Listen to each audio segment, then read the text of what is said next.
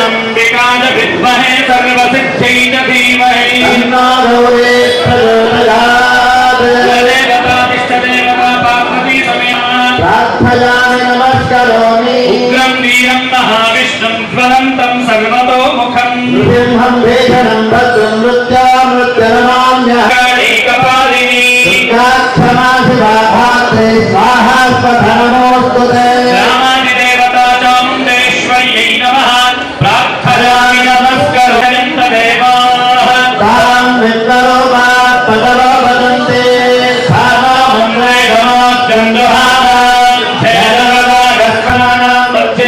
श्रीमतो श्रीमंगलकर परापराम संवत्सरस्य उत्तरायणे ग्रीष्मऋतो अधिगत्यमासे शुक्लपक्षे अद्य विदिम रोहिणी नक्षत्रयुक्तायां शुभयोग शुभकरण एवं गुणगण विशेषेण विशिष्टायाम् अस्यां शुभदिवो यजमानस्य शिवगोत्रोद्भवस्य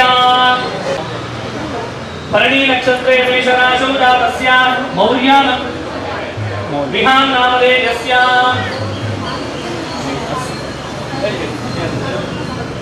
पार्वतम्मा नाम्न्याः जन्म नक्षत्रे जन्मराशौ जातायाः वस्म इह जन्मनि जन्मान्तरेषु बाल्य यौवन कौमार वार्धक्य सुषुप्त अवस्थासु संचरित यो दोषः समजनी तत्दोष पीडा परिहारार्थं विशेषेण नूतन निर्मित व्यवहार क्षेत्रेषु जनागम पूर्वक धनागम प्राप्त्यर्थं अलक्ष्मी निवारण द्वारा स्थिरलक्ष्मी स्थैर्यता सुखदा सिद्ध्यर्थं महालक्ष्मी ಪ್ರಾರ್ಥನೆ ಮಾಡ್ಕೊಳ್ಳಿ.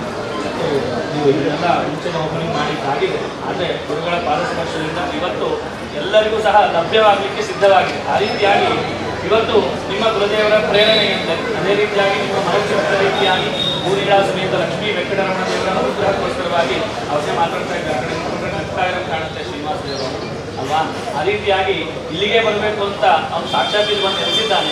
ಅದಕ್ಕೋಸ್ಕರ ಆ ದೇವರ ಅನುಗ್ರಹದಿಂದ ಈ ಶ್ರೀರಂಗಂ ಎಂಬುವ ನಾಮಾಂಕಿತವಾದಂತಹ ವ್ಯವಹಾರ ಕ್ಷೇತ್ರ ಉತ್ತರೋತ್ತರವಾಗಿ ಅಭಿವೃದ್ಧಿಯಾಗಿ ನಿಮ್ಮ ಮನೋ ಅಭಿಲಾಷೆಗಳನ್ನೆಲ್ಲ ಶೀಘ್ರವಾಗಿ ಹೇಳುವಂತೆ ನಾನು ಸಂಕಲ್ಪದಲ್ಲೇ ಹೇಳಿದೆ. ಜನಾಗಮ ಪೂರ್ವಕ ಧನಾಗಮ ಪ್ರಾಪ್ತ್ಯರ್ಥಂ. ಜನ ಚೆನ್ನಾಗಿ ಬಂದರೆ ಧನ ಚೆನ್ನಾಗಿ ಬರ್ತದೆ. ಆ ರೀತಿಯಾಗಿ ಜನ ಇಲ್ಲಿ ಚೆನ್ನಾಗಿ ಬಂದು ಇಲ್ಲಿ ಮಾಡುವ ಆಹಾರವನ್ನು ಆಸ್ವಾದಿಸಿ ಇನ್ನೂ 10 ಕಡೆ ಹೇಳು ಅಲ್ವಾ? ಆ ರೀತಿಯಾದಂತಹ ಹೆಸರನ್ನ ಆ ದೇವರು ಅನುಗ್ರಹಿಸುವಂತೆ ಆಗಲಿ, ಅಲಕ್ಷ್ಮೀ ನಿವಾರಣೆ ಆಗಿ ಸ್ಥಿರಲಕ್ಷ್ಮಿಯ ಸಾನ್ನಿಧ್ಯ ಯಾವಾಗಲೂ ಇಲ್ಲಿ ನೆಲೆಸಿರುವಂತೆ ಆಗಲಿ ಎನ್ನುವ ಉದ್ದೇಶದಲ್ಲಿ ಇವತ್ತು ಯಥಾ ಸಂಭಾವ್ಯ ಪ್ರೇತಪಾಣಿ ಶರಣಂ ಪ್ರಪದ್ಯೆ ಸ್ವಸ್ತಿತಂ ಭಾವೇ ಶುಭಯನ್ನೋ ಅಸ್ತು.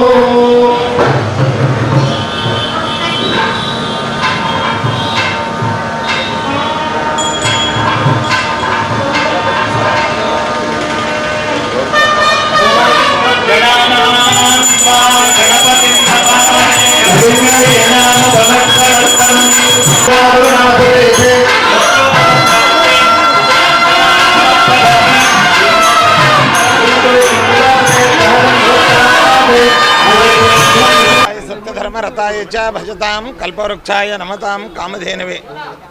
ಮೈಸೂರು ಮಹಾನಗರ ಸಾಂಸ್ಕೃತಿಕ ನಗರ. ಈ ನಗರಕ್ಕೂ ರಾಘವೇಂದ್ರ ಸ್ವಾಮಿಗಳವರ ಮಠಕ್ಕೂ ಕೂಡ ವಿಶೇಷವಾದಂತಹ ಒಂದು ಅನುಬಂಧ. ಬಹು ದಿವಸಗಳ ನಂತರದಲ್ಲಿ ಮೈಸೂರು ಮಹಾನಗರಕ್ಕೆ ಸಂಸ್ಥಾನ ಬರ್ತಾ ಇರೋದ್ರಿಂದ ಭಕ್ತರ ಒಂದು ಉತ್ಸಾಹ ಮತ್ತು ಅವರ ಆನಂದಕ್ಕೆ ಎಣೆ ಇಲ್ಲ. ಈ ಸಂದರ್ಭದಲ್ಲಿ ಇಂದಿನ ಒಂದು ದಿನದ ವಾಸ್ತವ್ಯದಲ್ಲಿ ಅನೇಕ ಧಾರ್ಮಿಕ, ಸಾಂಸ್ಕೃತಿಕ, ಸಾಮಾಜಿಕ ಕಾರ್ಯಕ್ರಮಗಳನ್ನು ಹಮ್ಮಿಕೊಂಡಿದ್ದೇವೆ. ಅದರ ಅಂಗವಾಗಿ ನಮ್ಮ ರಾಯರ ಅಂತರಂಗ ಭಕ್ತರಾದಂತಹ ಸಂದೇಶ್ ಮತ್ತು ಅವರ ದಂಪತಿಗಳು ಶ್ರೀರಂಗ ಕೆಫೆ ಅನ್ನುವಂತಹ ಒಂದು ಅತಿಥಿ ಉಪಹಾರ ಗೃಹವನ್ನು ಇಂದು ಲೋಕಾರ್ಪಣೆ ಮಾಡಿದ್ದಾರೆ. ಮತ್ತು ಮೈಸೂರು ಪ್ರಾಂತದ ಮತ್ತು ನಮ್ಮ ಜಿಲ್ಲೆಯ ಎಲ್ಲ ಜನತೆಗೆ ವಿಶೇಷವಾಗಿ ಭಗವಂತನ ರಾಘವೇಂದ್ರ ಸ್ವಾಮಿಗಳ ಅನುಗ್ರಹವಾಗಲಿ, ಸಕಾಲದಲ್ಲಿ ಮಳೆ ಬೆಳೆಗಳಾಗಲಿ, ಎಲ್ಲರಿಗೆ ಸುಖ ಶಾಂತಿ ಆಯುರಾರೋಗ್ಯಗಳನ್ನು ಭಗವಂತ ನೀಡಲಿ. ನಮ್ಮ ಸಂದೇಶ್ ಮತ್ತು ದಂಪತಿಗಳ ಒಂದು ಪ್ರಯತ್ನ ಮತ್ತು ಅವರ ನಿರೀಕ್ಷೆ ಏನು ಶ್ರೀರಂಗ ಕೆಫೆ ಅಂತ ಮಾಡಿದ್ದಾರೆ ಅದು ಉತ್ತಮವಾದ ಜನಸೇವೆಯಲ್ಲಿ ತೊಡಗಿ ಅವರಿಗೆಲ್ಲ ರೀತಿಯಲ್ಲೂ ಕ್ಷೇಮವಾಗಲಿ.